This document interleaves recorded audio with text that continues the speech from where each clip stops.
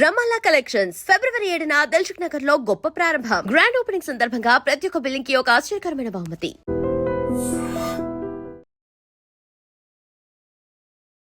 ఇప్పుడు మన ముందున్న guest Khairatabad DCC president doctor Rohin Reddy. ఆయన రోహిన్ రెడ్డిగా కంటే కూడా సీఎం రేవంత్ రెడ్డికి ముఖ్య అనుచరుడని పేరుంది.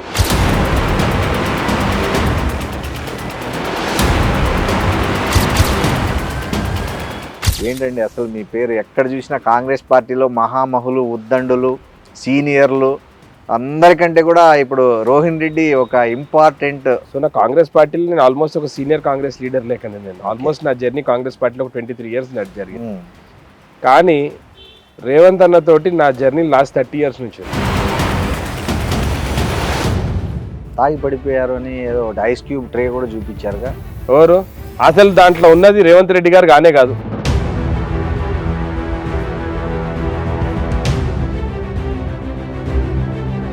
రాత్రుల పూట చీకటి రాజ్యాలు లేవు రేవంత్ రెడ్డి గారికి. రేవంత్ రెడ్డి గారు మొగోడు, దినం పూట ప్రజల కోసం ప్రజల మధ్యలో ఉండే నాయకుడు. వీళ్ళ లెక్కట చీకట ఫామ్ హౌస్లలో వండుకోవడాలు. టీఆర్ఎస్లో కుటుంబంలో చిచ్చుబెట్టి కవితను బయటికి తెచ్చి రిమోట్తో నడిపిస్తున్నది రేవంత్ రెడ్డి అనేది టీఆర్ఎస్ చేస్తున్న ప్రధాన ఆరోపణ. సిగ్గుండాలి. సొంత ఇంట్లో కుటుంబ సభ్యుల మధ్యలో వాళ్ళు కొట్లాడుకొని దాన్ని రేవంత్ రెడ్డి గారు రుద్దడం ఏంది నాకు అర్థం కాదు. వాళ్ళు చేసే దుర్మార్గ పనులన్నీ ఆమెనే కదా బయట పెడుతున్నది. దాంట్లో ఎవరు మాట్లాడతారండి? సొంత కూతురు, సొంత చెల్లెల్ని కంట్రోల్ చేయలేని వాళ్ళేం మాట్లాడతారు వేరే వాళ్ళ గురించి? విదేశీ పర్యటనలు ఎప్పుడు పెట్టుకున్న ముఖ్యమంత్రి సహజంగా senior IAS officers, concern department వాళ్ళు, తర్వాత వెరీ పొలిటికల్గా డిపార్ట్మెంట్ మంత్రులు వెరీ సెలెక్టివ్గా పోతారు. ఇంక్లూడ్ ఫ్యామిలీ మెంబర్స్ కూడా చాలా అరుదుగా పోతారు. కానీ ప్రతి విదేశీ టూర్లో రోహిన్ రెడ్డి ఉంటాడు.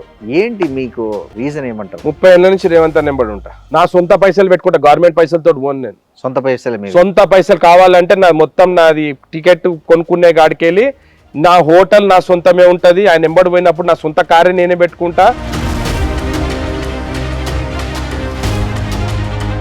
నేను రేవంత్ రెడ్డి గారు ఎంబడి ఏడికి పోతా అడిగి పోతా. పవర్ ఉన్నా పోతా, పవర్లో లేకపోయినా పోతా. పవర్ వస్తుందని ఎప్పుడు పోలే. ఏదో విమర్శించడం కాదు, ఏదో పొయ్యిండు వచ్చిండు అని. సార్ ఒక మాట చెప్తా, పచ్చకామర్లోనికి అంత పచ్చగానే కనిపిస్తుంది అంట. ఇలా నియోజకవర్గం కోసం, వాళ్ళ డెవలప్మెంట్ కోసం అందరు ఎమ్మెల్యేలు గారు ముఖ్యమంత్రి గారితో కలిసి మేము పనిచేస్తామని చెప్పి ముందుకు వచ్చింది. వాళ్ళు కండువా మార్చుకోనో లేకపోతే కాంగ్రెస్ పార్టీ సభ్యత్వం మేము తీసుకోవాలి. ముఖ్యమంత్రి గారు ఒక్క మాట మాట్లాడితే, ఒకవేళ గేట్లు ఓపెన్ చేస్తే రేపు వాళ్ళ పార్టీ మొత్తం ఖాళీ. ఈ సినిమాటోగ్రఫీ మీద కూడా తెలంగాణలో అసలు సినిమాటోగ్రఫీ రోహిన్ రెడ్డి, కోమటిరెడ్డి ఊరికే పేరుకే అని అది కూడా ఉంది. సినిమా, నేను కూడా సినిమా ప్రొడ్యూసర్. సినిమా ఇండస్ట్రీలో అందరూ కూడా నాకు పంత పరిచయం. వాళ్ళందరూ కూడా ఎప్పుడైనా ముఖ్యమంత్రి గారు కలవాలనుకుంటే తీసుకపోయి నేను కల్పిస్తాను. దాని తప్పేం లేదు కదా. అంతకు మించి నేను చేసింది ఏంది లేదు. దానికి టికెట్లు పెంచాలంటే రోహిన్ రెడ్డి టికెట్లు, కోమటిరెడ్డి గారికి డైరెక్ట్గా ఒక మనిషి మాట్లాడతారు రాష్ట్రంలో. కేటీఆర్ గారు మాట్లాడతారు రోహిన్ రెడ్డి సినిమాటోగ్రఫీ మినిస్టర్ అని. ఇంకా ఎవ్వరు మాట్లాడరు. ఎందుకంటే ఒక మాట చెప్పన్నా, ఈ ఆయనకు నోటికి ఎంత వస్తే అంత మాట్లాడుతున్నాడు. మేము ఇంతవరకు సమన్వయంతో, ఒక గౌరవంతో మాట్లాడుతున్నాం. మేము కూడా మాకున్న మర్యాదను కొంచెం సేపు పక్కకు పెట్టి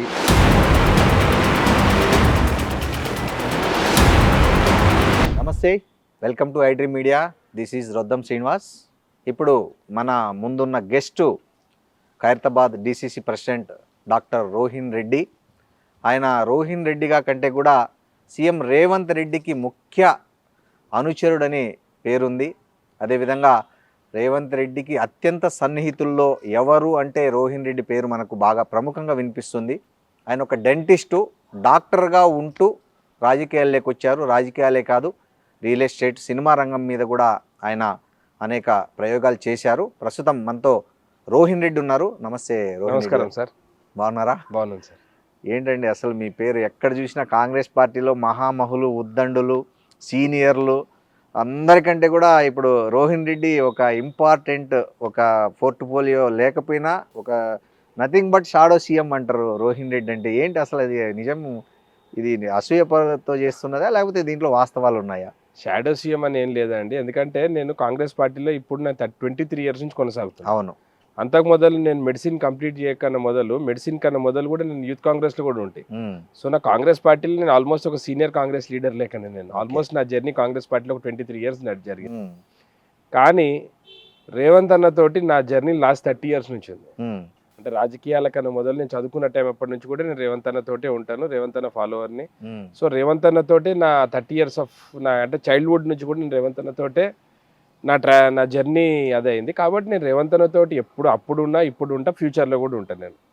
కాబట్టి అందరు కూడా నేను రేవంత్ అన్నకు సన్నిహితుడు అనేది ఒక మెసేజ్ ఉన్నది.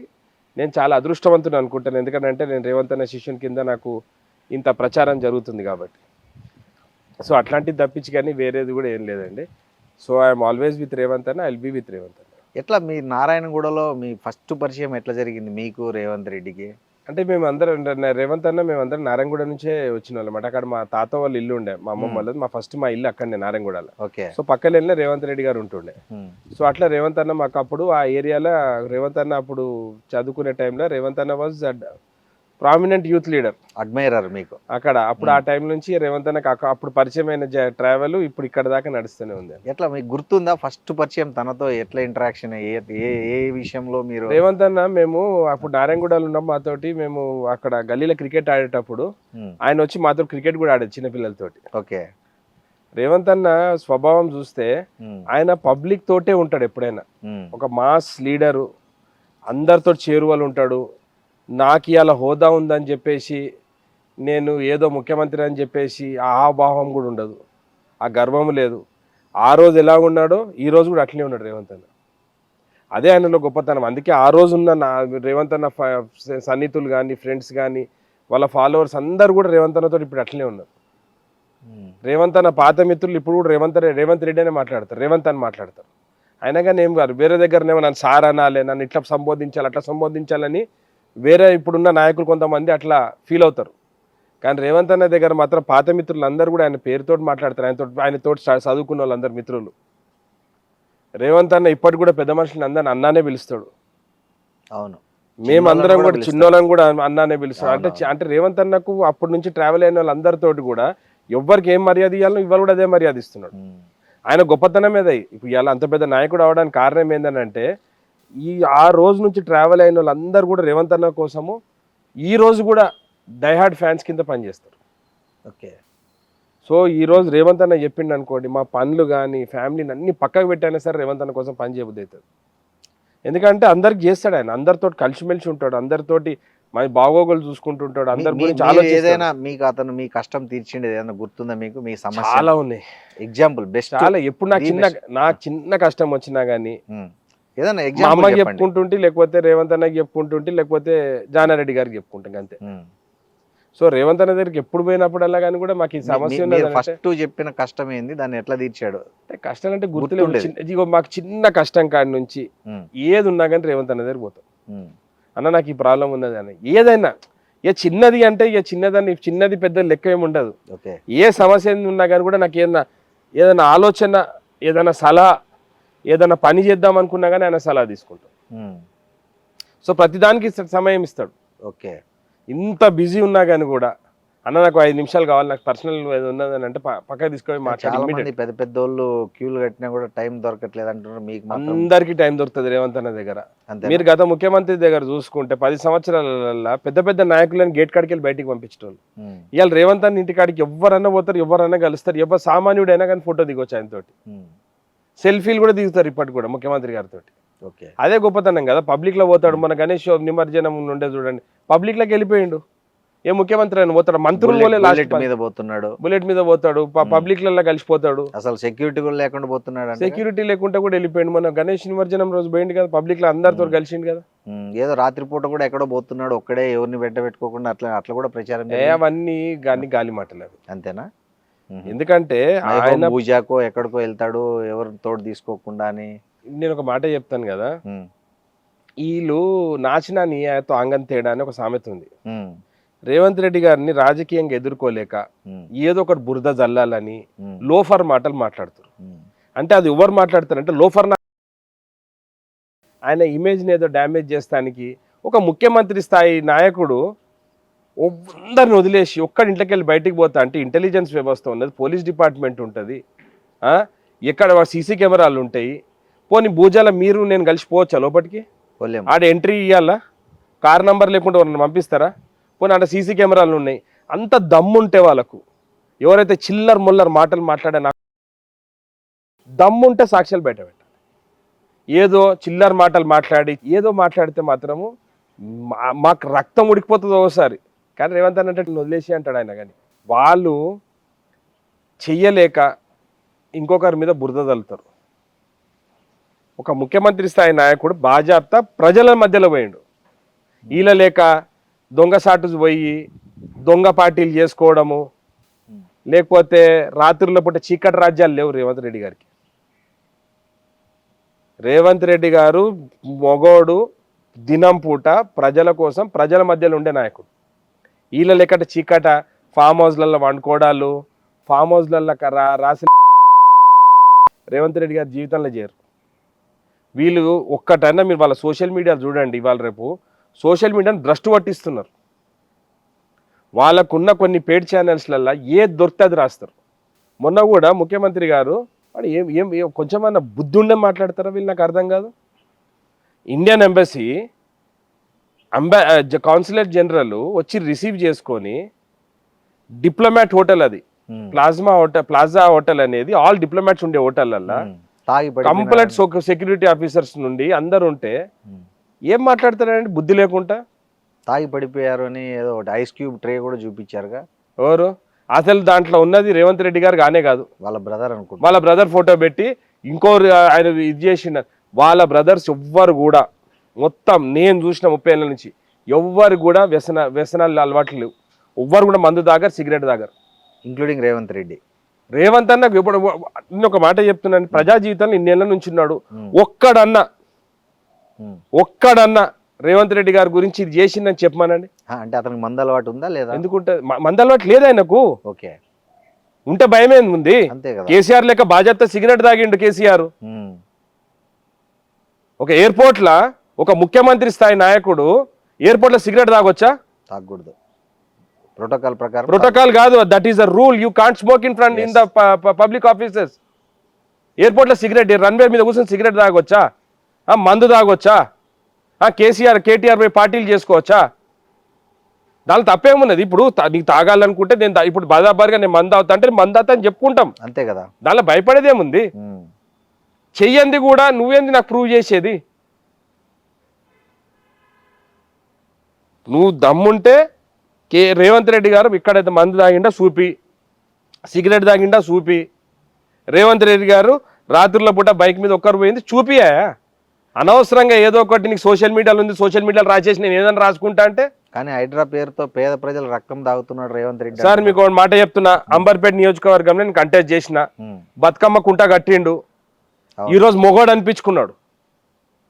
వాళ్ళ టీఆర్ఎస్ నాయకుడు కబ్జా పెట్టిన ల్యాండ్ని ఈరోజు ఆ బతుకమ్మ కుంటని కాపాడి ఈరోజు మంచి సుందరవనంగా తీర్చిదిద్ది ఈరోజు ఆ చుట్టుపక్కల ల్యాండ్స్ అన్నీ కూడా రేట్లు పెరిగినాయని చెప్పి ప్రజలందరూ వచ్చి రేవంత్ రెడ్డి గారికి హర్షం పలుకుతున్నారు.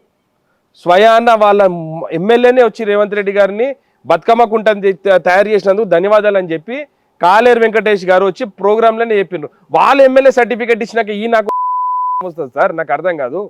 ఈరోజు సున్నం చెరువుని చూడండి ఎంత మంచిగా చేసిండో. ఈరోజు హైదరాబాద్లో గత 10 సంవత్సరాల చిన్న వర్షం పడితే రోడ్లన్నీ నిండిపోతుండే. మీరు లాస్ట్ 2 years చూడండి, ఒక్క దగ్గర ఇంట్లో నీళ్ళు వచ్చినాయా?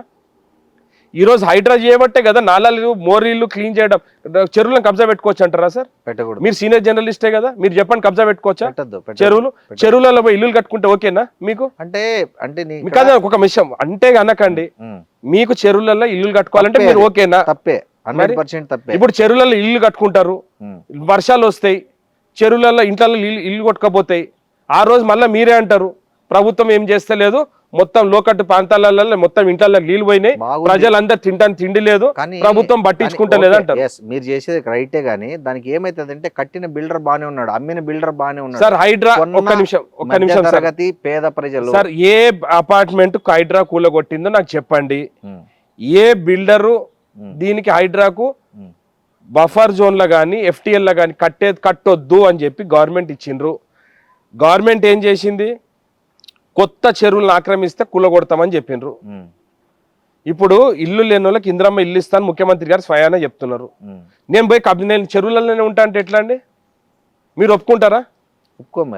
చెరువులలో ఎవరైనా కట్టుకోవచ్చా? చెరువులు అనేది దాంట్లో మనకు దాన్ని ఫ్రీ ఫ్లో పోనడానికి చెరువుల కోసం ఉంటే చెరువులు అన్నీ కూడా ఇంత నేరో బాటిల్ నెక్ అయిపోయినాయి. ఈరోజు చెరువులను అందరూ కూడా ప్రాపర్గా రిజనేట్ చేస్తున్నాడు ఆయన. చేసి చెరువు ఒడ్డు మీద ఇప్పుడు మూసి అనుకుందాం, మూసి ప్రవాహిక ప్రాంతంలో ఉన్న ఆ ఇల్లులందరూ కూడా డబుల్ బెడ్రూమ్ ఇల్లు ఇస్తాము. ఇక్కడ నీళ్ళు వస్తే మళ్ళీ మీ ఇంట్లోకే వస్తున్నాయి.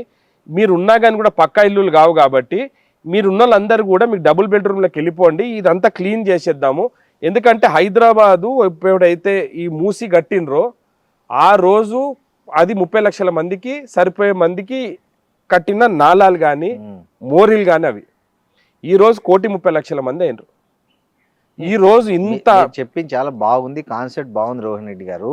కాకపోతే ఏంటంటే బిల్డర్ సేఫ్ అయిపోయాడు, అమ్మి వాడు చెరువులో అంటున్నా సార్. ఇవాళ కూడా పర్మిషన్ ఇచ్చిన వాళ్ళు సేఫ్ అయిపోయారు, దాన్ని రిజిస్ట్రేషన్ చేసిన వాళ్ళు సేఫ్ అయిపోయారు. ఏం గులగొట్టలేదు సార్. హైదరాబాద్ బ్యాంక్ లోన్ ఇచ్చిన వాడు సేఫ్ అయిపోయాడు సార్. కానీ హైదరాబాద్ లో ఒక్క దాఖలా చెప్పండి. ఎన్ని లేవండి, 100 మంది మొన్న వచ్చి బస్ ఏడ్చుకుంటూ ఇక్కడ పెద్ద సభ చేశారు కదా హైదరాబాద్ లోనే. ఎవరు చేసింది? హైదరాబాద్ బాధితుల సంఘమే ఒకటి ఏర్పడింది సార్. హైదరాబాద్ బాధితుల సంఘం ఎవరు తెలుసా? చెరువులలో ఇల్లులు కట్టుకున్న వాళ్ళు, చెరువులలో గుడిసెలు కట్టుకున్న వాళ్ళు, అపార్ట్మెంట్లు కానీ ఈ ఫామ్ హౌస్లు కట్టుకుంటే గుల్లగొడితే తప్పు కాదు. ఫామ్ హౌస్లు గుల్లగొట్టిండు బరాబర్గా. అపార్ట్మెంట్స్ ఒక్కటి గుల్లగొట్టలేదు ఇంతవరకు. నాకు హైదరాబాద్ లో ఒక్క అపార్ట్మెంట్ కూలగొట్టిని చూపించండి చెరువుల కట్టి. సో అట్లా అపార్ట్మెంట్ బాధితులు ఉంటే మీ దగ్గరికి రావచ్చు. అపార్ట్మెంట్ బాధితులు ఉంటే డైరెక్ట్ కొట్టిన వాళ్ళు సార్ అపార్ట్మెంట్ డెఫినెట్ గా. ఇంకొకటి వాళ్ళకు కూడా చెప్పిండ్రు, కట్టిన దానికి ఇప్పుడు మేము డిస్టర్బ్ చేయం, ఫర్దర్ గా మాత్రం కడితే మాత్రం ఊకోమని చెప్పిండ్రు. ఓకే సార్, ఇది రాంగ్ ప్రాపగాండా చేస్తున్నారు వాళ్ళ సోషల్ మీడియాలో. ఇవన్నీ రాంగ్ ప్రాపగాండా చేస్తున్నారు. ఏదో ఒకటి సోషల్ మీడియాలో మేము ఎంత రేపితే అంత రాస్తామని అంటే ఈ ఊకునేటోళ్ళం కాం సార్. చాలా అయిపోయింది. ఏదో సోషల్ మీడియాలో ఉన్నది, నాకు ఛానళ్ళు, నాకు టీవీ ఉన్నది, నేను ఏదన్నా ఒకరి మీద రాస్తామని అంటే మాకు కూడా మాకు హక్కులు ఉంటాయి. యాజ్ ఎ సివిలియన్ నేను కూడా ఈ భారతదేశం పౌరుని. నా మీద ఏది పడితే అది రాస్తా అంటే నేను కూడా ఊకోను. మీ నిర్దిష్టమైన ఆధారాలు మీ దగ్గర ఉన్నాయంటే రాయండి, మేము ప్రజా జీవితంలో ఉన్నప్పుడు రాయండి. కానీ గాలి మాటలు నోటికి ఎంత వస్తుందంత రాస్తే మాత్రం ఊకునే ప్రసక్తి అయితే లేదు. ఓకే రోహిన్ రెడ్డి గారు, మేము కూడా లీగల్ గా చట్టపరంగా ఏడికి పోవాలో ఆడదాకపోతాం. ఓకే, ఇప్పుడు ప్రజెంటు మున్సిపల్ ఎన్నికలు జరుగుతున్నాయి తెలంగాణలో. కాంగ్రెస్ పార్టీకి ఈ రోజు జరుగుతున్నాయి కాబట్టి ఎన్ని సీట్లు, ఎన్ని మేయర్ స్థానాలు వస్తాయని మీరు అనుకుంటున్నారు? కంప్లీట్ స్వీప్ చేస్తాం 100%. ఎక్కడ కానీ 100% వస్తుంది, స్వీప్ చేస్తాం.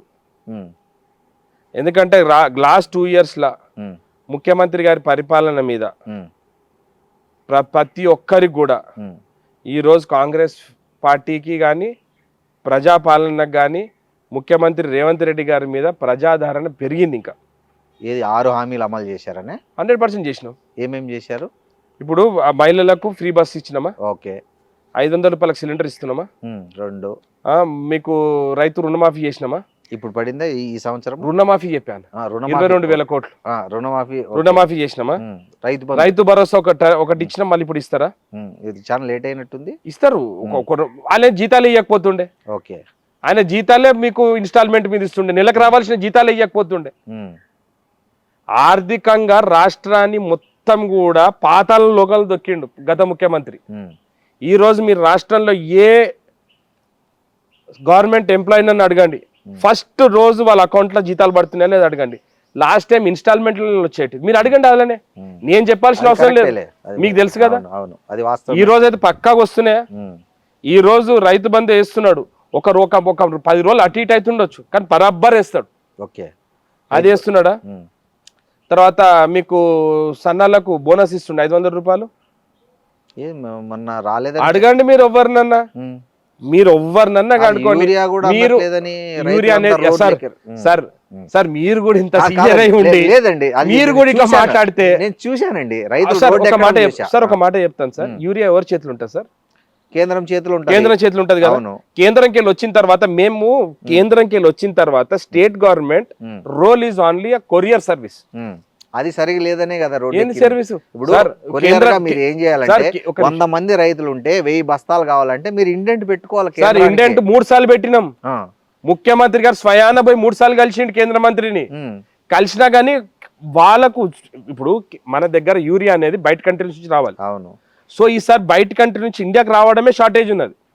కానీ మిగతా రాష్ట్రాల్లో లేదు కదా. ఎక్కడ ఉన్నది? ప్రతి దగ్గర ఉన్నది. ఎక్కడ ఏపీలో కనపడలేదు. 100% ఉండే సార్ ప్రతి సరే మీరు ఇండెంట్ పెట్టిండేదైనా రైతులకు చూపించారా? 100% సార్. అది పబ్లిక్ డొమైన్ లో ఉన్నది. మీరు ఆర్టీఎల్ డొమైన్ కాదండి, మీరు as a party leader. Sir మేము ఢిల్లీకి పోయిన ప్రతిసారి రిప్రజెంటేషన్ ఇచ్చింది. ప్రతిసారి రిప్రజెంటేషన్ ఉంది.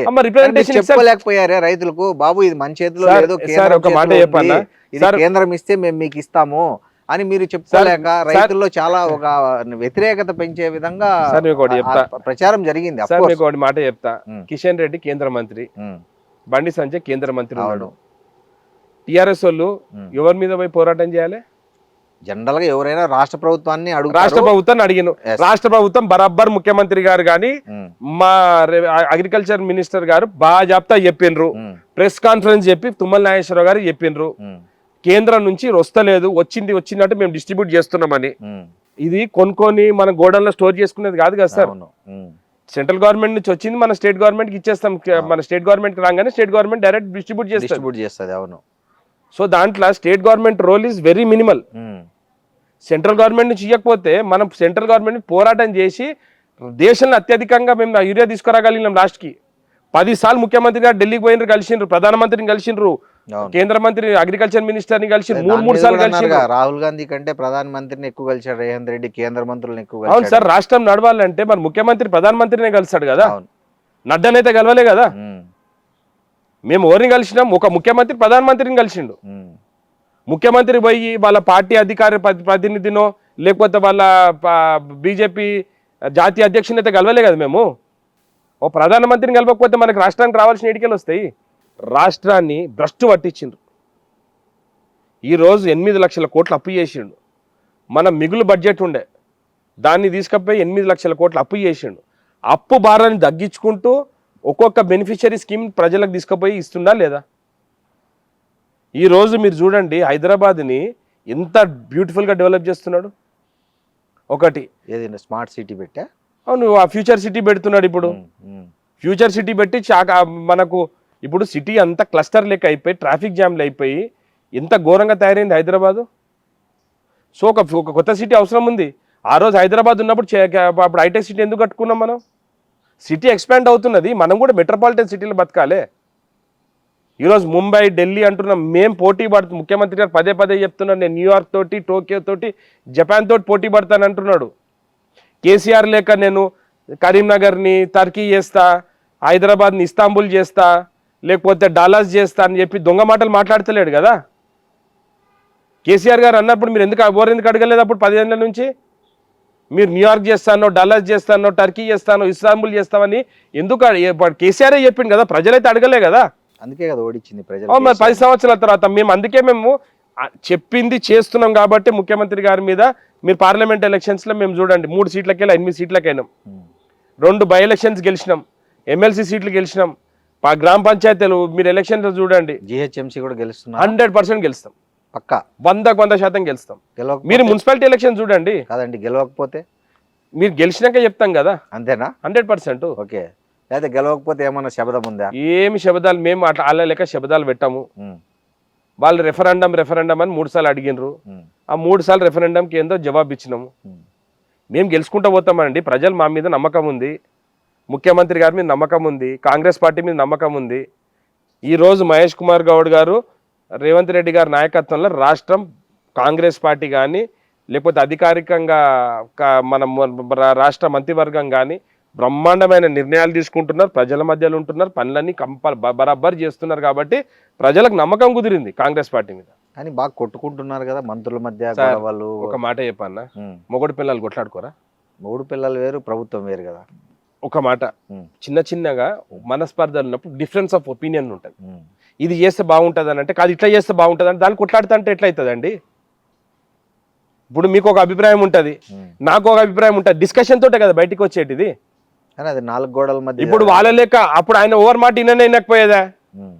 మొనార్కు దొరల ముందర వాళ్ళని మాట్లాడినరా? అయ్యా అయ్యా అయ్యా అయ్యా అయ్యా సార్ సార్ సార్ అనుకుంటే నడిపించారు 10 సంవత్సరాలు. అందుకే రాష్ట్రం ఇట్లయింది. రేవంత్ రెడ్డి గారి దగ్గర ప్రతి ఒక్కరు కూడా వాళ్ళు స్వేచ్ఛ ఉంది, ఏదైనా చెప్పగలుగుతామని. అందుకే రాష్ట్రం బ్రహ్మాండంగా నడుస్తున్నది. సార్ ఇట్లా కాదు సార్ ఇట్లా ఏంటంటే రేవంత్ రెడ్డి గారు వింటారు. పాత గవర్నమెంట్లో ఎవరు విన్నారండి? అసెంబ్లీలో అపోజిషన్ మాట్లాడితే తీసి సస్పెండ్ చేసిండు. 2 ఎమ్మెల్యేలను కోమటిరెడ్డి గారిని సంపత్ గారిని తీసి బయటపడేసిండు. రేవంత్ రెడ్డి గారిని మొత్తం అసెంబ్లీ సెషన్స్ని రాకుండా సస్పెండ్ చేసిండు. ఇంత మోనార్కిజం ఎప్పుడు ఉండండి? ఈరోజు రేవంత్ రెడ్డి గారు ఒక్కరినన్నా సస్పెండ్ చేసిండా చెప్పండి? ఇన్ని అసెంబ్లీ సెషన్స్ అయిన ఒక్కరినన్నా సస్పెండ్ చేసిండా? చేసిండుగా మొన్న. ఎవరిని సస్పెండ్ చేసిండు? వాళ్ళే వాకౌట్ చేసి వెళ్ళిపోయినరు. జగదీష్ రెడ్డిని ఇట్లా 2-3 చేసి 2 రోజులు వాకౌట్ చేసి వెళ్ళిపోయినరు అంతే. మీరు చూడండి, మేము రెస్ట్ ఆఫ్ ద సెషన్స్ మేము అటెండ్ కామని చెప్పి పోయి హరీష్ రావు ఆడపోయి అమర్విల్ల దగ్గర కూర్చున్నాడు. మేము ఎవరిని కూడా సస్పెండ్ చెయ్యము. అంటే పిఆర్ఎస్లో కుటుంబంలో చిచ్చు పెట్టి కవితను బయటికి తెచ్చి రిమోట్తో నడిపిస్తున్నది రేవంత్ రెడ్డి అనేది టీఆర్ఎస్ చేస్తున్న ప్రధాన ఆరోపణ.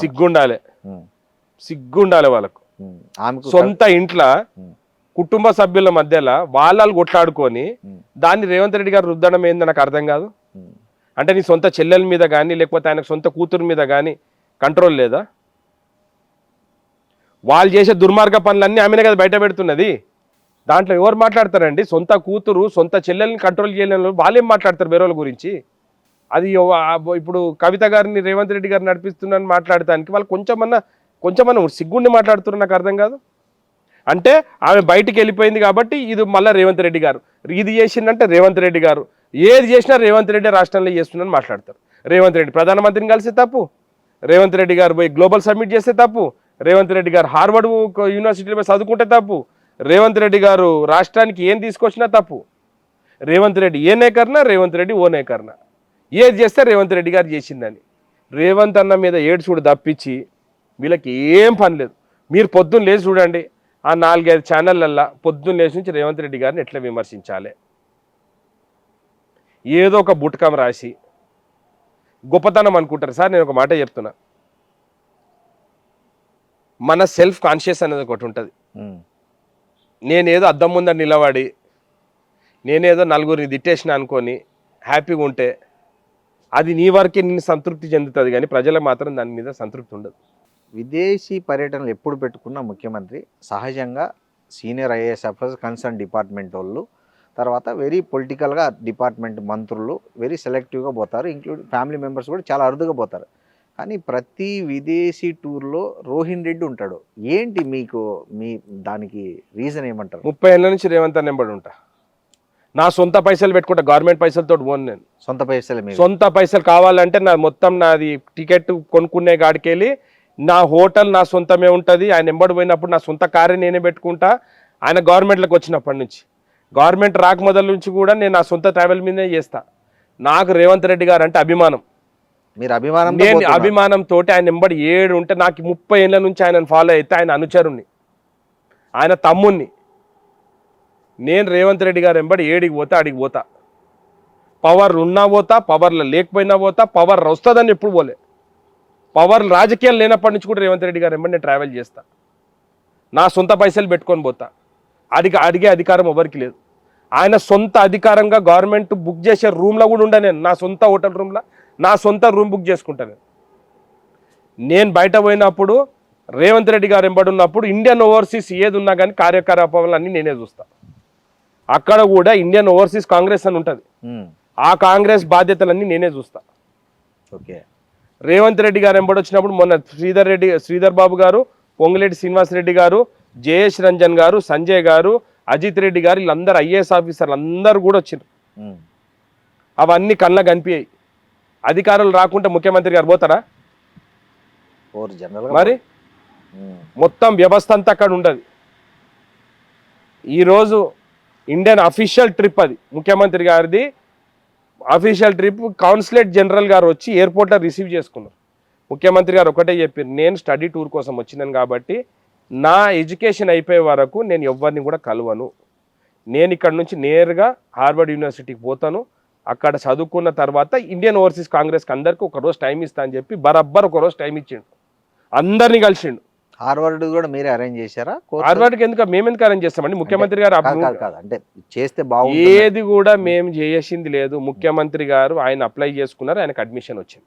ఓకే, అడ్మిషన్ వచ్చింది. సలహా ఇట్లా ఒక కోర్స్ ఉంది ఇక్కడ సార్, ముఖ్యమంత్రి గారికి సలహా ఇచ్చేటంత స్థాయికి నేను ఎదగలేదు. మీరని కాదు, అంటే ఎవరు ఇచ్చారు? ఆయనకు సలహాలు ఇచ్చేటోళ్ళు చాలా మంది ఉంటారు, వాళ్ళ సలహాలు తీసుకుంటారు. అది మంచిది. అంటే హార్వర్డ్ యూనివర్సిటీలు అనేది top university in the world. అవును, దాంట్లో అడ్మిషన్ దొరకడం అనేది చాలా గొప్పమైన విషయం. దాంట్లో ముఖ్యమంత్రి గారు 5 days కోర్స్ చేసిండ్రు, సర్టిఫికేట్ తీసుకున్నారు. 21st ఫ్యూచర్ లీడర్షిప్ దాని మీద ఆయన ఎగ్జిక్యూటివ్ దీన్ని కోర్స్ తీసుకున్నారు, వచ్చిండ్రు. గొప్పతనం అండి అది. మనం అందరం కలిసి ఆయనని అప్లాజ్ చేయాలి. ఏ ముఖ్యమంత్రి ఏ మంత్రి పోలేదు ఇంతవరకు ఇండియాలో. ఇండిపెండెన్స్ వచ్చినప్పటి నుంచి ఇవాళ వరకు ఎవ్వరికి కూడా పోలేదు. నేను ఇవాళ కూడా నేను తెలుసుకోవాలి, నేను పోవాలనే ఉద్దేశంతో పోయిండు, చదువుకొని వచ్చిండు. మనం అందరం కూడా దాన్ని చూసి నేర్చుకోవాలి. ఏదో విమర్శించడం కాదు, ఏదో పోయిండు వచ్చిండు అని. సార్, ఒక మాట చెప్తా, పచ్చకామర్లోనికి అంత పచ్చగానే కనిపిస్తుంది అంట. వాళ్ళు 10 ఏళ్ళు ప్రభుత్వం నడిపిన రోజులు నా అంత మునగాడే లేడు అనుకున్నారు. పవర్లకి వెళ్ళి దిగి 2 రోజులు అయినప్పటి నుంచి కూడా ఈ గవర్నమెంట్ని పడేస్తా, ఈ గవర్నమెంట్ని పడేస్తా, ఈ గవర్నమెంట్ ఉండదు, ఈ గవర్నమెంట్ పడేస్తా. ఏది పడేసేది? సొంత ఇంట్లో వాళ్ళ చెల్లెని చూసుకోలేకపోతున్నాడు. పొద్దున్న లేచి నుంచి ఏందో ముఖ్యమంత్రి గారి గురించి ఏదో స్టేట్మెంట్లు ఇచ్చి వాళ్ళ గురించి వీళ్ళ గురించి రాస్తా అంటే మాకు నాలుకే లేదా, లేకపోతే మేము రాయలేమా? కానీ ఆమె ముఖ్యమంత్రిని విమర్శించకుండా ఎంతసేపు నాన్నను బీఆర్ఎస్ని విమర్శిస్తోందిగా. ఎవరు? కవిత. సార్, వాళ్ళ మధ్యలో ఏం పంచాయతీ ఉందో వాళ్ళు సెటిల్ చేసుకోవాలి. వాళ్ళకి అన్యాయం జరిగింది కాబట్టి ఆమె వచ్చి బయట మాట్లాడుతున్నది. ఆమెను చూస్తుంటే ఏమనిపిస్తున్నది అని అంటే, కవిత గారిని వాళ్ళు చేసే దుర్మార్గ పనులు చూడలేక ఆమె బయటకు వచ్చింది అనిపిస్తుంది నాకైతే. ఇక దేశంలో ఏది చేసినా రేవంత్ రెడ్డి గారు చేసిందని మాట్లాడుతున్నారు వీళ్ళు. నేను అదే చెప్తున్నాం కదా, ఒక సామెత ఉంది ఉర్దూలా, నాచిన నీయాయతో ఆంగన్ తేడా అని. ఫస్ట్ నువ్వేంది, నీ కథ ఏంది, మమ్మల్ని ప్రజలు ఎందుకు కూడా కొట్టినరు, మా చెల్లె మమ్మల్ని నిష్పెట్టి ఎందుకు పోయింది, లేకపోతే నా కూతురు నన్ను నిష్పెట్టి ఎందుకు పోయింది, నా కవిత గారు మమ్మల్ని ఎందుకు తిడుతున్నారు, పోనీ ఆమె తిట్టిన దానికి వీళ్ళు ఎందుకు జవాబిస్తలేరు? పోనీ మమ్మల్ని తిడుతురు కదా దినం పొద్దున్న లేచి, మరి ఆమె ఎందుకు తిడతలేరు? తిడితే ఆమె పెద్దది అవుతుంది. తిట్టుపై పెద్దది కాదు, తిడితే ఇంకేమైనా ఇంకా గందికోట రహస్యంలోకి వెళ్ళి ఇంకేమైనా బయటకు వస్తాయేమని చెప్పి భయపడుతున్నారు వాళ్ళు. ఓకే, గందికోట రహస్యంలోకి వెళ్ళి ఇంకేమైనా బయటకు వస్తాయేమని భయపడుతున్నారు. ఇప్పుడు కవిత మీ కాంగ్రెస్ పార్టీలో చేర్చుకుంటున్నారా? సార్, ఆ స్థాయి నాది కాదు, నేను కమెంట్ చేసిన. అది మా పిసిసి అధ్యక్షుడు మా మీనాక్షి నటరాజన్ గారు, ముఖ్యమంత్రి గారు చూసుకుంటారు. ఎందుకంటే పార్టీలో ఎవరైనా చేరాలన్నా చేరొద్దనేది నా స్థాయి కాదు. నేను మొన్నటి దాకా జిల్లా అధ్యక్షుడు ఉంటే, ఇప్పుడు ఆ జిల్లా అధ్యక్షుడు కూడా నా టర్మ్ అయిపోయింది. సో కాంగ్రెస్ లో నేను కార్యకర్తనే ఇప్పుడు. సో ఒక కార్యకర్త ఆ స్థాయి స్టేట్మెంట్ ఇచ్చేది డిసిసి అధ్యక్షులు. మీరు చిన్న కార్యకర్త కాదు, మీరు ఇప్పుడు చిన్న కార్యకర్తనే. కాంగ్రెస్ లో పదవి ఉన్నప్పుడు హోదా ఉంటది, లేకపోతే కార్యకర్తనే. దాంట్లో ఏం తప్పలేదు, ప్రౌడ్ గా చెప్పుకుంటాం మేము కాంగ్రెస్ కార్యకర్త అని. కాదు, డిసిసి అధ్యక్షుడిగా 6 months లో మీరు ఖైరతాబాద్ లో ఏం సాధించారంటే ఏం చెప్తారు? సార్, ఒక మాట చెప్తున్నా, కాంగ్రెస్ పార్టీ ఏ కార్యక్రమం మొదలు పెట్టినా రాష్ట్ర వ్యాప్తంగా మొట్టమొదటిగా స్టార్ట్ అయ్యేది ఖైరతాబాద్ జిల్లా నుంచే. ఎందుకంటే సెక్రటరీ ఈడనే ఉంటుంది, అసెంబ్లీ ఈడనే ఉంటుంది, మా గాంధీ భవన్ ఈడనే ఉంటుంది, మంత్రుల క్వార్టర్స్ ఈడనే ఉంటుంది, ఈరోజు ప్రజాభవనం ఈడనే ఉన్నది, మొత్తం మినిస్టర్ క్వార్టర్స్ ఈడనే ఉంటుంది. కాబట్టి ఖైరతాబాద్ అనేది గుండెకాయ రాష్ట్రానికి. ఆ జిల్లాకు అధ్యక్షుని నన్ను చేసింది ముఖ్యమంత్రి గారు. సో ప్రతి కార్యక్రమం కూడా ఆ రోజు టీఆర్ఎస్ పార్టీ మీద పోరాటం చేసినది అంటే కాంగ్రెస్ పార్టీ ఫస్ట్ స్టార్ట్ చేసే ప్రోగ్రాం ఖైరతాబాద్ జిల్లా నుంచే. సో రాష్ట్ర వ్యాప్తంగా ఏ ప్రోగ్రామ్ చేయాలన్నా కానీ మేము ఇక్కడ నుంచే స్టార్ట్ చేసేవాళ్ళం, పోరాటం చేసినాం, రాష్ట్ర వ్యాప్తంగా మెసేజ్ పంపించగలిగినాం. సరే, హైదరాబాద్ జిల్లాలో కాంగ్రెస్ పార్టీ పర్ఫార్మ్ సరిగ్గా చేయలేకపోయింది, కానీ 100% రానున్న రోజులలో కాంగ్రెస్ పార్టీ హైదరాబాద్ రంగారెడ్డి జిల్లాలలో మొత్తం స్వీప్ చేయబోతుంది. ఇంత చేసిన మీరు అంబర్పేటకి ఎందుకు వెళ్ళారు ఖైరతాబాద్ నుంచి? సార్, పార్టీ ఆదేశిస్తే కొన్నిసార్లు కొన్ని సిచ్యువేషన్ ప్రకారము ఒకరి దగ్గర ఒక క్యాండిడేట్ని అకామిడేట్ చేయాలన్నప్పుడు ఒక్కోసారి సాక్రిఫైస్ చేయాల్సి వస్తుంది. సో సాక్రిఫైస్లో భాగంగానే ఎన్నిసార్లు సాక్రిఫైస్ చేస్తారు అని ఏం లేదు. మొన్న అసలు యాక్చువల్ ముఖ్యమంత్రి గారు నన్ను కంటెస్టే చేయొద్దన్నాడు. లేదు నేను కంటెస్ట్ చేస్తా అని చెప్పి నేను పట్టుదలతో టికెట్ తీసుకున్నాను. కానీ 1060 ఓట్లతో చిన్న మెజారిటీ కదా, ఎంత బాధ అనిపించలేదా మీకు?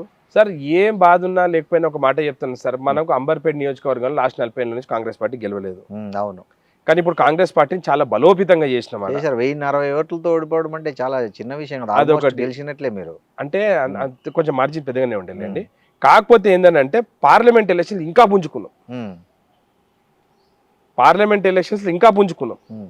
రానున్న ఎలక్షన్స్ లో మేము 100% అంబర్పేట సీట్ గెలుస్తాం. మీరే పోటీ చేస్తారా అంబర్పేట? నేను పోటీ చేసిన కాంగ్రెస్ పార్టీలో మొదలెట్ సీట్లు మనం డిక్లేర్ చేసుకోలేము. కాబట్టి బరాబర్ గా అంబర్పేట మీ ఉద్దేశం అంబర్పేట ఖైరతాబాద్ అంబర్పేట్ టికెట్ నేనే ఇప్పుడు ప్రస్తుతానికి ఇన్ఛార్జ్. నెక్స్ట్ అక్కడ నుంచి మేము 100% గెలుస్తాం. కానీ పార్టీ టికెట్లు అనేది పార్టీ డిసైడ్ చేస్తారు. సరే, ఓకే. పార్టీ టికెట్లు ఎవరైనా డిసైడ్ చేయని మీ ఉద్దేశంలో మీకు ఎక్కడి నుంచి పోటీ చేయాలని ఉంది నెక్స్ట్ ఎలక్షన్ లో? నాకు ఎక్కడ టికెట్ ఇస్తే అక్కడ నుంచి పోటీ చేస్తా. అంబర్పేట నుంచే పోటీ చేస్తా. ఓకే. ఖైరతాబాద్ లేదు మీకు ఇంకా? ఎందుకంటే మళ్ళీ దానం నాగేందర్ ఇటు వచ్చేసారు. దానం నాగేందర్ గారు ఖైరతాబాద్ ఎమ్మెల్యే, నేను అంబర్పేట ఇన్ఛార్జ్. ఇప్పటికైతే క్లారిటీ ఉంది. విజయారెడ్డి ఉండే ఇంతకుముందు మీకు పోటీ, ఇప్పుడు మళ్ళీ దానం నాగేందర్ కూడా వచ్చారు. సో నాకు పోటీ అనేది ఏముండదండి, మేము అందరం కాంగ్రెస్ కార్యకర్తలమే. దానం నాగేందర్ గారు ఉంటే దానం నాగేందర్కే వస్తుంది టికెట్, లేదా ఏ దానం నాగేందర్ కాకపోతే ఆయన వేరేది ఏదైనా ఎంచుకుంటే ఆయనకు వస్తుంది. అది ఆయన డిస్క్రిప్షన్. కానీ ఖైరతాబాద్ నియోజకవర్గం శాసనసభ్యులు దానం నాగేందర్ గారే. అంతే, ఎవరైనా చేసిన అంతే కదా. దాన్ని అయితే మనం తిరగరాయలేం కదా. అవును. ఇప్పుడు ఖైరతాబాద్ బై ఎలక్షన్ జరిగే అవకాశం ఉందా? మీ అవగాహన సార్ ఎందుకు వస్తుంది sir by election? Disqualify petitions అన్ని ఉన్నాయి కదా సార్. ఆ పిటిషన్ సుప్రీంకోర్టు పరిధిలో స్పీకర్ పరిధిలో ఉంది. మీరు కానీ మేము కానీ ఇక్కడ కూర్చొని మాట్లాడినా కానీ తప్పవుతుంది. ఒకవేళ బై ఎలక్షన్ వస్తే నాకు అనిపిస్తున్నది బై ఎలక్షన్స్ ఎందుకు వస్తుంది అనిపిస్తుంది. ఎందుకంటే అప్పుడు లాస్ట్ టైం కాంగ్రెస్ నుంచి టీఆర్ఎస్ వాళ్ళు ఎమ్మెల్యేలు అందరు తీసుకుంటే బై ఎలక్షన్ వచ్చిందా సార్? అప్పుడు ఎందుకు రాలేదు సార్? అంటే అప్పుడు వాళ్ళు అఫీషియల్ గా మారిండ్రుగా. అఫీషియల్ గా ఏముంటుంది సార్? అన్అఫీషియల్ 17 మంది కలిసి ఒకేసారి గుంపుగా వెళ్ళిండ్రుగా. సార్ ఇవన్నీ కూడా మనము సాకు వాస్తవమే, కానీ వాళ్ళు టెక్నికల్ గా చేశారు కదా అంటున్నాను. టెక్నికల్ గా ఏం చేయాలి? ఇప్పుడు అనుకుంటే టీఆర్ఎస్ పార్టీ మొత్తం కూడా ఖాళీ అవుతుంది. ఇప్పుడు అనుకుంటే మేము మరి ఎందుకు అనుకోవట్లే? లాస్ట్ ముగ్గురే మిగులుతారు. కాదండి, ఇప్పుడు మీరు ఎందుకు అనుకోవట్లేదు? మాకు అట్లాంటి పనులు చేసే అలవాటు లేదు. లేనప్పుడు వీళ్ళని 8 మందినైనా ఎందుకు తీసుకున్నారు? మళ్ళీ కొత్తగా ఎవరినో చేర్చుకున్నారు. ఏడా తీసుకోలేదు. వాళ్ళ అభివృద్ధి కార్యక్రమాల కోసం కాంగ్రెస్ పార్టీతో కలిసి పనిచేస్తామంటున్నారు. ఓకే. వాళ్ళ నాయకుని మీద నమ్మకం లేక రేవంత్ రెడ్డి గారి నాయకత్వంలో మా కాన్స్టిట్యున్సీని మేము డెవలప్ చేసుకుంటామని చెప్పి కాంగ్రెస్ పార్టీతో మేము కలిసి పనిచేస్తామని మాట్లాడుతున్నారు. ఓకే. మా కాంగ్రెస్ పార్టీలో వచ్చి వాళ్ళు ఏం జాయిన్ కాలేదు. ఎవరు మిగిలే ముగ్గురు ఎవరు? ఒకవేళ మీరు మిగిలితే కేసీఆర్, హరీష్, కేటీఆర్ వాళ్ళు ముగ్గురు తప్పించి అందరూ వస్తారు. అంతేనా? ఓకే. గ్యారెంటీ. ఒకవేళ గేట్లు ఓపెన్ చేస్తే ముఖ్యమంత్రి గారు ఒక్క మాట మాట్లాడితే రేపు వాళ్ళ పార్టీ మొత్తం ఖాళీ అవుతుంది. సో అంత స్థాయిలో అభివృద్ధి డెఫినెట్ గా. ఇలా నియోజకవర్గం కోసం వాళ్ళ డెవలప్మెంట్ కోసం అందరు ఎమ్మెల్యేలు గారు ముఖ్యమంత్రి గారితో కలిసి మేము పనిచేస్తామని చెప్పి ముందుకు వచ్చిండ్రు. వాళ్ళు కాండవ మార్చుకోనో లేకపోతే కాంగ్రెస్ పార్టీ సభ్యత్వం మేము తీసుకోవాలి. ఇంకోటి, మీ రాజకీయ ప్రత్యర్థులు మీ మీద చేసే ఇంకో ఆరోపణ ఏంటంటే ఈ జూబ్లీ హిల్స్ ఏరియాలో హైదరాబాద్ చుట్టూ ఏ ల్యాండ్ కాంట్రవర్సీ ఉన్నా ఏదైనా కూడా సెటిల్ చేసుకోవాలంటే రేవంత్ రెడ్డితో రోహిన్ రెడ్డికి టోకెన్ ఇస్తే అయిపోతుంది పని. సార్ ఎవడైనా ఈ ఆరోపణ చేసినాడు. మన దగ్గర వెంకటేశ్వర స్వామి గుడి ఉన్నది ఇక్కడ. అవును. పెద్దమ్మ లేకపోతే పెద్దమ్మ టెంపుల్కి వచ్చి నాకు ఎవ్వరన్నా హైదరాబాద్లో లేకపోతే వాళ్ళ పిల్లల మీద ఒట్టనేయాలి, లేకపోతే నేనన్నా ఒట్టేస్తా. బాగా చెప్తే చెప్పాను. ఈ గాలి మాటలు మాట్లాడద్దు. ఎవడన్నా ల్యాండ్ సెటిల్మెంట్లో నా దగ్గరకు వచ్చి నేను పైసలు ఇచ్చిన అని చెప్పానంటే నేను ఒప్పుకుంటా. ఎందుకు మిమ్మల్ని అంత ఇవన్నీ కొంతమంది సార్ ఇప్పుడు ఒక మాట చెప్తా, ఓర్వలేని వాళ్ళందరూ శత్రువులే. ఇప్పుడు మన మీద ఓర్వలేని వాళ్ళందరూ మన శత్రువులే. నేనేదో ముఖ్యమంత్రి గారు ఎంబడి తిరుగుతున్నా అని చెప్పేసి చాలా మంది చాలా ఆరోపణలు చేస్తున్నారు. కానీ ఈ లాస్ట్ 2 yearsలో ఎక్కడన్నా కానీ కన్స్ట్రక్టివ్గా నా మీద ఒక అలిగేషన్ వచ్చిందా? మీరు చెప్పండి. ఏదో వాడన్నాడండి వీడన్నాడండి అంటే మస్తు మాట్లాడతారు. మీ గురించి కూడా చెప్తారు, నా గురించి కూడా చెప్తారు. అది నిజమైపోతే పోనీ నాకు టోకన్లు ఇచ్చినోడు రమ్మనండి, నా ముందట వచ్చి చెప్పానండి. పోనీ ఏ భూమిని సెటిల్మెంట్ చేసినా సెటిల్మెంట్ దన్నా చేసినది సెటిల్మెంట్ అన్న బయట పెట్టమనండి. మీకైతే రియల్ ఎస్టేట్ వ్యాపారాలు ఉన్నాయి కదా. నేను రియల్ ఎస్టేట్ వ్యాపారం ఇప్పటి నుంచి కాదు, 20 ఏళ్ళ నుంచి చేస్తా. ఓకే. నాకు మంచిగున్న ప్రాపర్టీ కొనుక్కుంటాను, అమ్ముతాను, మళ్ళీ వేరే దగ్గర కొనుక్కుంటాను, దాంతో తప్పులేదు. కానీ ఏ లిటికేషన్ భూములైనా మనం ఇన్వాల్వ్మెంట్ ఉన్నదనేది నన్ను అడిగాను. ఎందుకు చేసుకోవద్దు? రియల్ ఎస్టేట్ మీరు చేసుకోరా? ఎవరైనా చేసుకోవచ్చు. మరి తప్పేముంది దాంట్లో? బిజినెస్ అది ఏముంది. మనం ఏమన్నా డ్రగ్స్ అమ్ముతలేము, అవును, లేకపోతే మాఫియా పనులు ఏం చేస్తలేము కదా. మనం అమ్ముకునేది బాగా చెప్తా, దానికి పోనీ అది తప్పు అని చెప్పండి, ఆ బిజినెస్ బంద్ చేస్తాం.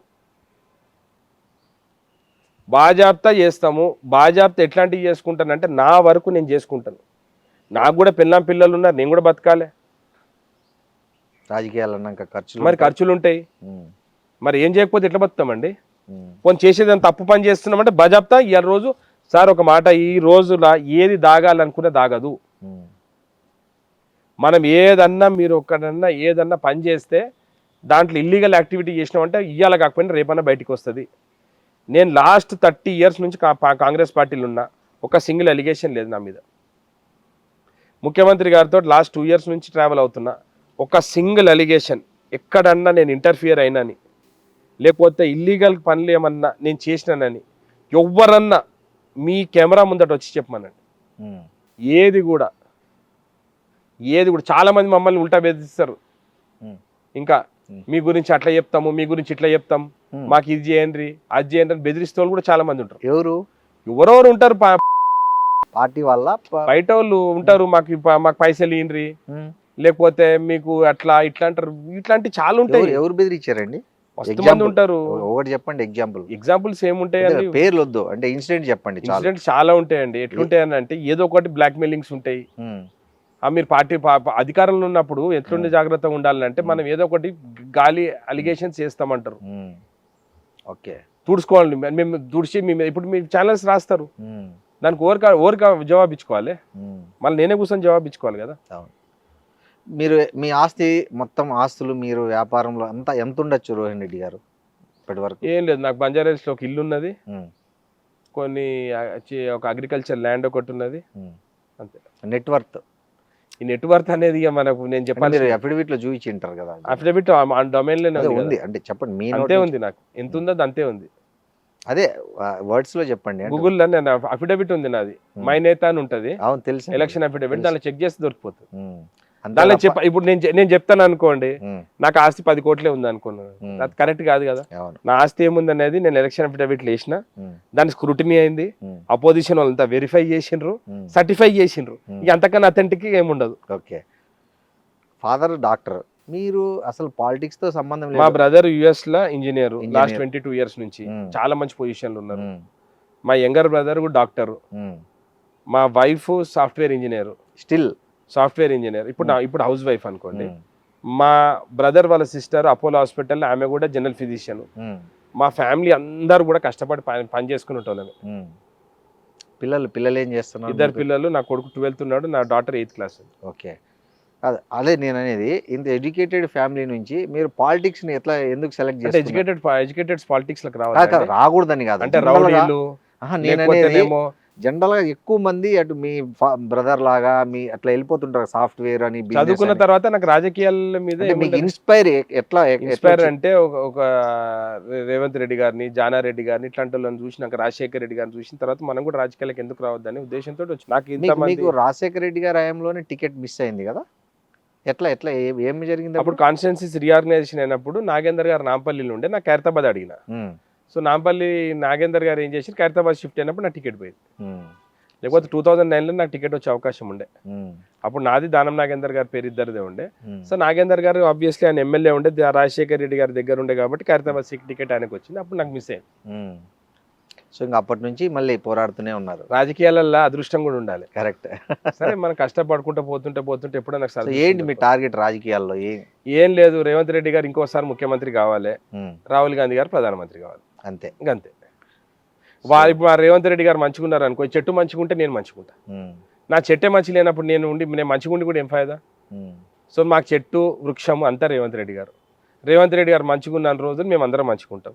సో మా నాయకుని మేము కాపాడుకుంటాం. మా రేవంత్ రెడ్డి గారు మళ్ళీ ఇంకొకసారి ముఖ్యమంత్రి కోసం కావాలి, ఈ టర్మ్ కాదు ఇంకొక టర్మ్ కూడా కావాలి, దానికోసం మేము అందరం కష్టపడతాం. ఆయన ఆ పదవులు ఉంటే మేము ఉన్నట్టే. సో మీకు ఎమ్మెల్యే టికెట్ వచ్చినా వచ్చి నాకు రాజకీయాలలో నాకు పదవులు వచ్చినా రాకపోయినా కానీ రేవంత్ రెడ్డి గారితో ఉంటా. ఓకే, ఆయన ఏడికి పోతా అడిగి పోతా, నా సొంత పైసలు ఖర్చు పెట్టుకొని తిరుగుతా. ఎవరికైనా మన నొప్పి ఉంటే వాళ్ళు మాట్లాడుకోవచ్చు. ఓకే, కానీ నాకు మాత్రం మా నాయకుని వెంబడి 24 గంటలు ఉంటాం.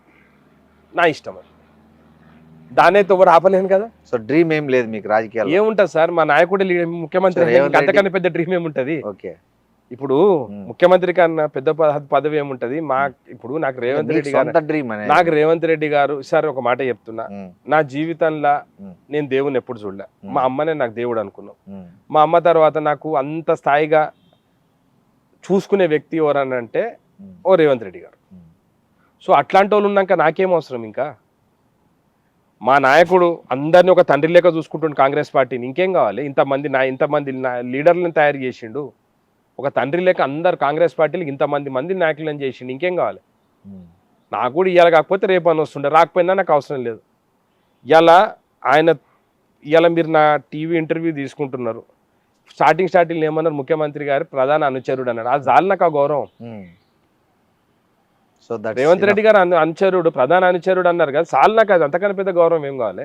ఈ సినిమాటోగ్రఫీ మీద కూడా తెలంగాణలో అసలు సినిమాటోగ్రఫీ రోహిన్ రెడ్డి, కోమటిరెడ్డి ఊరికే పేరుకే అని అది కూడా ఉంది సార్. ఇది మాట్లాడేది ఒక్కడే డ్రామారావు ఒక్కడే మాట్లాడతాడు దీని గురించి. ఓకే, ఎందుకనంటే మీకు ఒక విషయం చెప్తా. నేను కూడా సినిమా ప్రొడ్యూసర్. సో సినిమా ఇండస్ట్రీలో అందరు కూడా నాకు పంత పరిచయం. వాళ్ళందరూ కూడా ఎప్పుడైనా ముఖ్యమంత్రి గారు కలవాలనుకుంటే తీసుకపోయి నేను కల్పిస్తాను, దానికి తప్పేం లేదు కదా. లేదు, అంతకు మించి నేను చేసింది ఏంది లేదు. దానికి టికెట్లు పెంచాలంటే రోహిన్ రెడ్డి కోమటిరెడ్డి గారికి డైరెక్ట్గా వాళ్ళు అప్లికేషన్ పెట్టుకుంటారు. ఆయన అప్లికేషన్ని డైరెక్ట్ ఫార్వర్డ్ చేస్తాడు పైకి. నాకు తెలియదు, సంబంధమే లేదు, నా దృష్టికి రాలే అంటున్నాడు కదా ఆయన. సార్ ముఖ్యమంత్రి ఆయన ఏమన్నాడు? 20% పెంచింది. సార్ నేను ఒక మాట చెప్తున్నాను, వెంకటరెడ్డి గారు డైరెక్ట్గా వాళ్ళందరూ ప్రతి ఒక్కరు కూడా ఏదైతే ఇప్పటి వరకు సినిమా టికెట్లో 4-5 సినిమాలకు ఇచ్చిండ్రు. పవన్ కళ్యాణ్ గారు డైరెక్ట్ పవన్ కళ్యాణ్ గారి సినిమాకు ఎవరైనా కానీ కూడా టికెట్ పెంచమని చెప్పింది, ఇమీడియట్ పెంచిండ్రు. దాంట్లో రోహిన్ రెడ్డి గారు ఏమన్నా పాత్ర ఉంటుందా? పవన్ కళ్యాణ్ గారి సినిమా దాంట్లో ఆంధ్రాలో టికెట్లు హైక్ చేసినాక ఇక్కడ ఏమైనా ఉంటుందా? దిల్ రాజు గారు ఆల్రెడీ సినిమా ఇండస్ట్రీ నుంచే ఉన్నారు. ఆయననే పర్సనల్గా కోమటిరెడ్డి వెంకటరెడ్డి గారి దగ్గరికి వెళ్ళి ఆయనే టికెట్లు చేయించుకొచ్చిండ్రు. దానికి టికెట్ హైక్ చేసిండ్రు. 20% వీళ్ళు అఫిడవిట్ బాజాప్తా ఇచ్చిండ్రు. పెంచిన టికెట్ల మీద 20% అనేది ఫిలిం ఫెడరేషన్ ఫండ్కి ఇస్తున్నామని చెప్పి ముఖ్యమంత్రి గారు అనౌన్స్ చేసిన తర్వాత ఆ టర్మ్స్ అండ్ కండిషన్స్ మీద వాళ్ళు అప్లికేషన్ పెట్టుకుంటారు, వాళ్ళకి వస్తుంది. దానిలో తప్పేం లేదు కదా. మరి రాజాసాబ్కి రాలేదు, మనశంకర్ వరప్రసాద్కి వచ్చింది. ఎందుకు రాజాసాబ్కి వచ్చింది? రాలేదు కదా, ఫస్ట్ డే వచ్చింది. బెనిఫిట్ షోస్ రాలే, benefit shows ticket hike, benefit shows government సంబంధం లేదు. రాజాసాబ్ కూడా మా బెనిఫిట్ షో అనేది ఆ రోజు పొద్దున ఇస్తాను, మిడ్ నైట్ షోలు బంద్ చేసిండ్రు. అన్నిటికీ కూడా టికెట్ సైట్స్ ఇచ్చిండ్రు. బెనిఫిట్ షోస్ ఒక రోజు మొదలు బంద్ చేసిండ్రు. ఏదైతే అల్లు అర్జున్ ఎపిసోడ్ అయినప్పటి నుంచి, పుష్పది అయినప్పటి నుంచి ముందు రోజు రాత్రి బెనిఫిట్ షోలు ఇస్తలేరు. ఇంకొకటి సార్, ప్రొడ్యూసర్ వాళ్ళు ఇచ్చేది గవర్నమెంట్, దాంట్లో వాళ్ళు డైరెక్ట్ ఫస్ట్ అప్లికేషన్ ఇస్తుందే వెంకటరెడ్డి గారికి, దిల్ రాజు రెడ్డికి అంటున్నారుగా. నాకు ఫస్ట్ అప్రోచ్ అవుతున్నది రోహిన్ రెడ్డిని. సార్ ఇది ఒక్కటే ఒక మనిషి మాట్లాడతారు రాష్ట్రంలో, కేటీఆర్ గారు మాట్లాడతారు రోహిన్ రెడ్డి సినిమాటోగ్రఫీ మినిస్టర్ అని, ఇంకా ఎవ్వరు మాట్లాడరు. ఎందుకంటే ఒక మాట చెప్పన్నా, ఆయనకు నోటికి ఎంత వస్తే అంత మాట్లాడుతున్నాడు. మేము ఇంతవరకు సమన్వయంతో ఒక గౌరవంతో మాట్లాడుతున్నాం. ఇంకా రేపు కూడా మేము కూడా మాకున్న మర్యాదను కొంచెం సేపు పక్కకు పెట్టి మేము కూడా నోటికి పని చెప్పినామంటే ఈ టీఆర్ఎస్ వాళ్ళు తలకాయలు ఏడ పెట్టుకుంటారో నాకు తెలియదు. ఎందుకంటే ఇప్పటి వరకు ఓపిక పట్టినాం, ఇక ఓపిక పట్టే ఓపిక లేదు, అంత మంచోళం కూడా కాదు. మాకు కూడా నాలుకే ఉంది, మేము కూడా మాట్లాడగలుగుతాం. మాకు వాళ్ళ లెక్క చెల్లె లేదు బయట పెడతానికి. వాళ్ళ చెల్లె ఉంది కదా, వాళ్ళ మొత్తం వాళ్ళ జాతకం చదివేటానికి వాళ్ళు ఎంత మంచోళ్ళు అనేది వాళ్ళ చెల్లె రూపంలోనే బయట ప్రజలందరూ వింటున్నారు. కాబట్టి ఫస్ట్ మీ ఇండ్లు చక్కగా చేసుకున్న తర్వాత రాష్ట్రాన్ని సరిదిద్దడానికి బయటకు వెళ్ళండి. మీ పంచాయతీలు మీ పంపకాలు మీ గొడవలు అవన్నీ రాష్ట్రానికి రుద్దొద్దని చెప్పి నేను వాళ్ళకు సూచన ఇస్తున్నాను. మీరు ఏదైనా మాట్లాడేటప్పుడు హుందాగా కన్స్ట్రక్టివ్ క్రిటిసిజం చేయండి, లేకపోతే విత్ కన్స్ట్రక్టివ్ ఎవిడెన్స్ మాట్లాడండి. ఏది నోటికి దొరికితే అది మాట్లాడితే మా దగ్గర కూడా ప్రతి ఒక్క దానికి సమాధానం ఉంది, మేము కూడా జవాబు ఇవ్వగలుగుతాం. ఏదో మేము పోకిరి పోరగాళ్ళ లేక ఇష్టం వచ్చినట్టు మాట్లాడతామని అంటే ఇక అది ఒక్కసారి చూస్తాం, 2 సార్లు చూస్తాం, 3వసారి అర్థమవుతుంది, మేము కూడా జవాబిస్తాం. Okay, thank you. And for more videos, Please subscribe to iDream. Please subscribe to iDream. Please subscribe iDream. And please subscribe to iDream. For more videos, subscribe to iDream. please like, share and subscribe to the channel. Congratulations, iDream. Subscribe to iDream. Subscribe to iDream. So subscribe to iDream Media. iDream की iDream team अंदर की huge congratulations. Please subscribe iDream Media. Please subscribe to iDream. Subscribe iDream. Please subscribe to iDream. iDream అంటే నా కళల ఛానల్ను subscribe చేసుకున్న నోరు తిరుగుతలేదు, మీరైతే గంట గుర్తు కొట్టండి. For more such videos, please subscribe to iDream. Subscribe to iDream. Please subscribe to iDream. Please subscribe iDream Media. Please do subscribe to iDream. Please subscribe to iDream Media. For best entertainment and information, please subscribe iDream. And don't forget to subscribe to iDream.